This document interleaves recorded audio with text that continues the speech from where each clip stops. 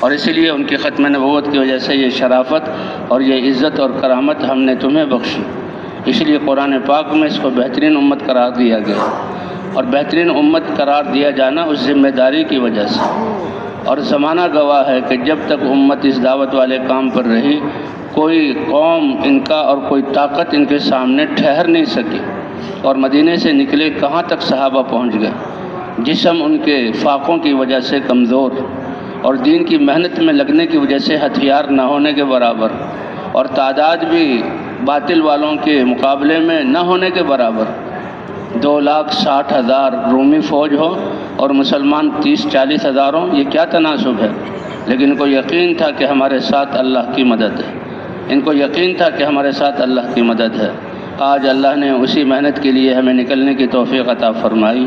بھئی جیسے ہدایت سنی گئی اس کے مطابق وقت کو گزارنے کی کوشش کریں۔ ہم تبلیغ کے لیے نہیں نکلے، بلکہ تبلیغ کی صفات پہلے ہم میں آ جائیں۔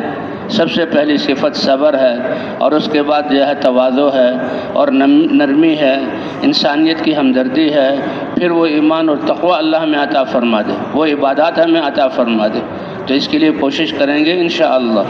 اللہ نے جو اس میدان میں آنے کی توفیق دی اور زندگی کا قیمتی سرمایہ اللہ نے لگانے کا، یہ اللہ نے خیر کا ارادہ کیا، لیکن امتحان ہے کہ کون سمجھدار ہے، اس موقع ملنے کے بعد اپنے آپ کو اصولوں کے ساتھ چلاتا ہے تاکہ پچھلی کوتاہیاں بھی اللہ معاف کر دے اور ہمیں انسانوں کی ہدایت کا ذریعہ بنائے۔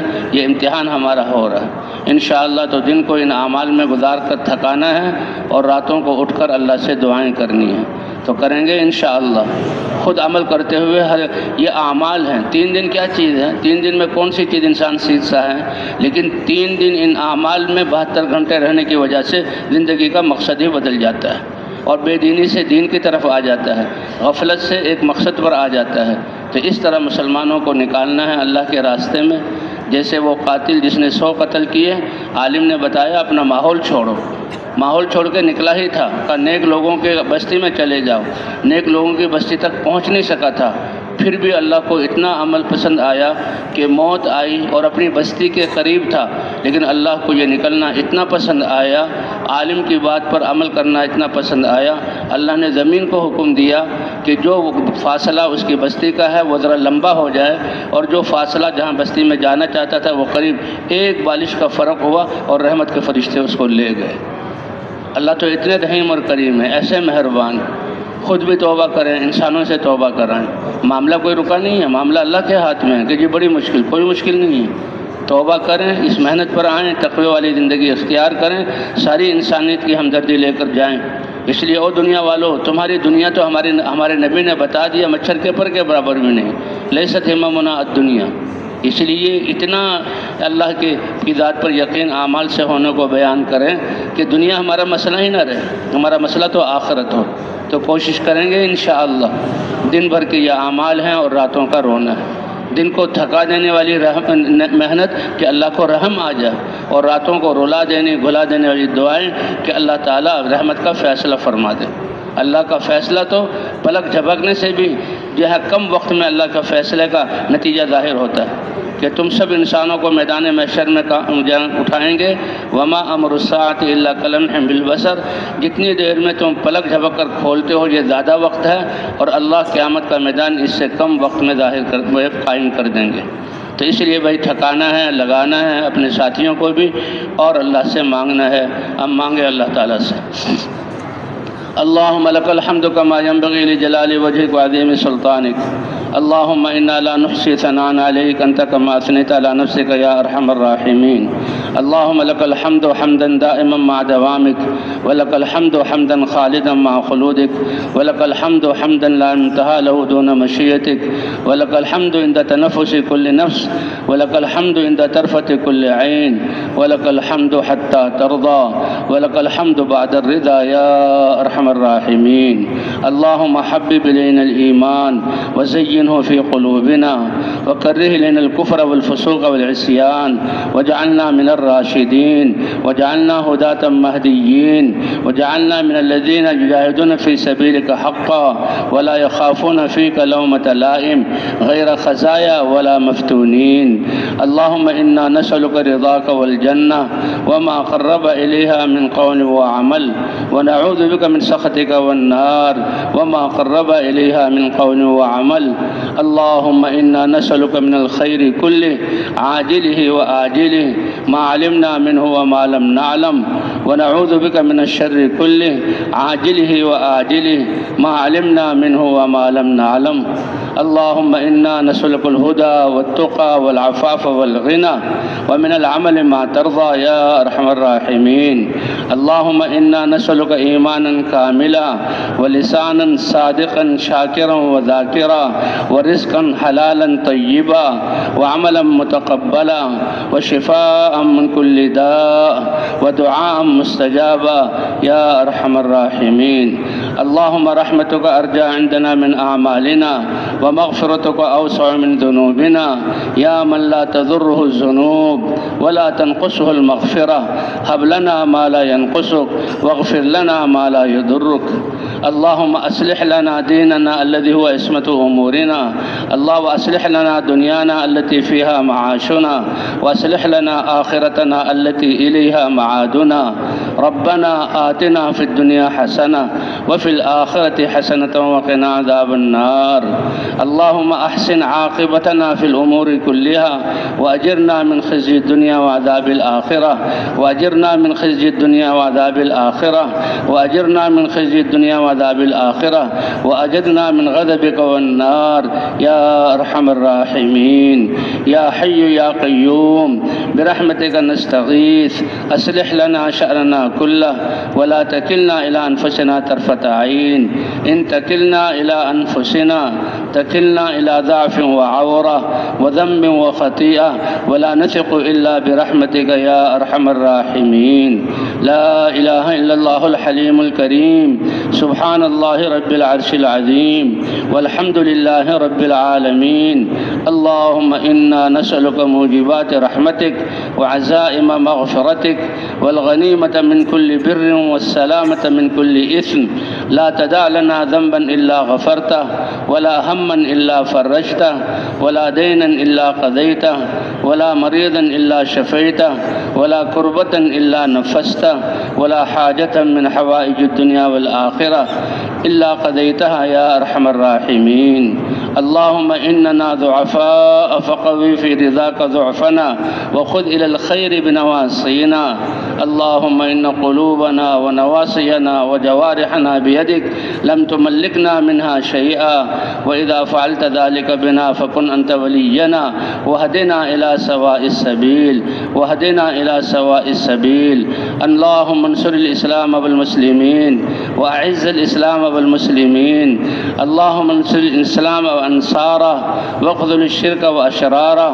اللهم من أراد بالإسلام والمسلمين خيرا فوفقه كل خير ومن أراد بالإسلام والمسلمين شرا فأهلكه كما أهلكت عاد وثمود.